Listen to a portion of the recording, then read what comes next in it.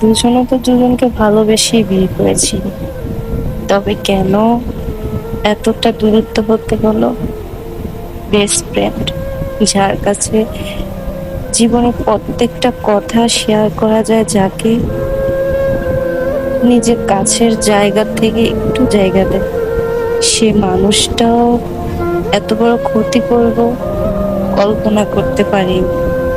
দেখবে একদিন মানুষের বেস্ট ফ্রেন্ড নামক মানুষটাকে আর বিশ্বাস করবে না।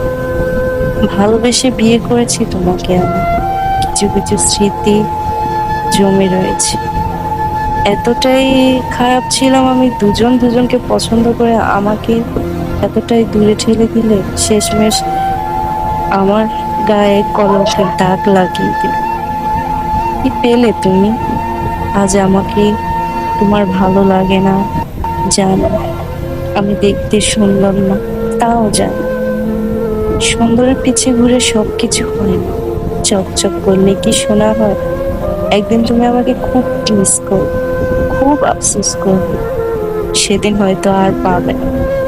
আমিও হয়তো একদিন ভুলে যাব সবকিছু, নতুন করে বাঁচার চেষ্টা করব, হয়তো করতেছি।